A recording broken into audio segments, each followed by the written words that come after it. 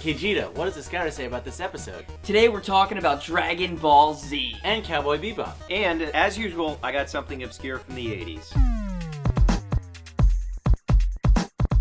Today, Cade brought in his Dragon Ball Z collection, which is great because I know next to nothing about DBZ. That's Goku, right? Goken? This is the guy with over 9,000. This seems like I'm putting you on, but I really do not. Okay. They fuse and they form Gotenks. Gotenks. Oh, he's a combo of them. Yeah, Correct. yeah, they do this thing called the fusion dance. It's really cool. Oh, that's where they go like Yes, this, yes. right? Most of my Dragon Ball Z collection is from this line. This specific line is Jakks Pacific. Jakks Pacific, I believe, are the third biggest toy company that's around, and they had the license sometime after Irwin Toys did the figures in the early to mid 90s. This is Gohan. Whoop! His head comes off, and like, this is what he looks like sometimes too. I like this helmet, it looks like Captain Falcon. One thing that I really like about all of these figures is just the paint job on all of them. I give these figures a lot of credit because it's not easy for Western companies to reinterpret Japanese characters. There's usually something really lost in the sculpting or the paint apps, but I'm surprised these are really spot on and good representations. Tamashii Nation does an excellent job with their Dragon Ball Z figures because it includes those blasters and like alternate expressions, and they're really detailed and they have awesome points of articulation. I would wear pants like this.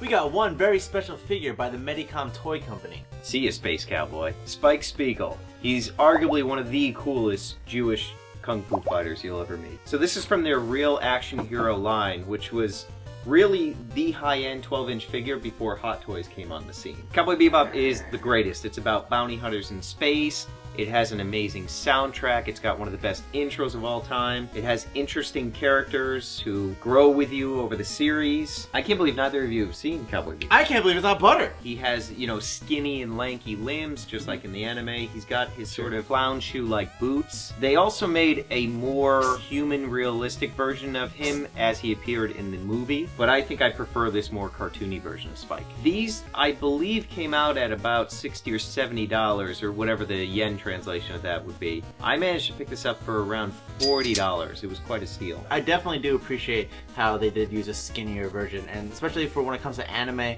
or anything that's Japanese, things look better sometimes, like as tall and lanky versus bulky and stocky. There's a few Cowboy Bebop toys. The most recent one was by PlayArt's Kai, Square Enix company. I have the figure. I don't love it as much as I love this old Medicom one. Alright, that's enough. Back in the bed.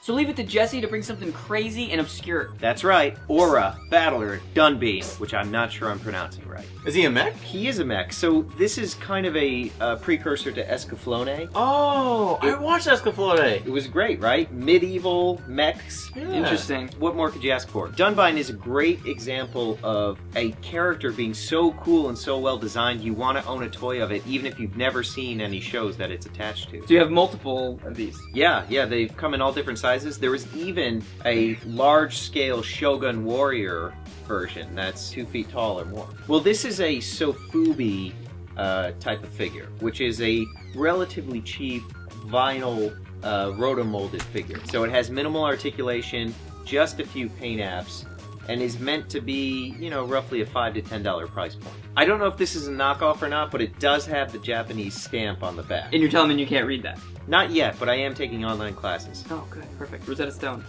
No, University of Phoenix Online. Perfect. The original manufacturer was a company called Clover. Knockoff figures of this character were released here on a cheap blister card, and they were called Space Warrior. Thanks so much for watching. We barely scratched the surface. We know there's so many other anime toys out there, so we're going to do more episodes. We just need you to tell us which ones. That's right. I'm a huge fan of Naruto. I want to cover some Naruto figures, but it's completely up to you, so let us know. And I know a lot of you want to see Gundam, so definitely looking forward to doing that. Yep. Thank you so much for watching. Pizza out.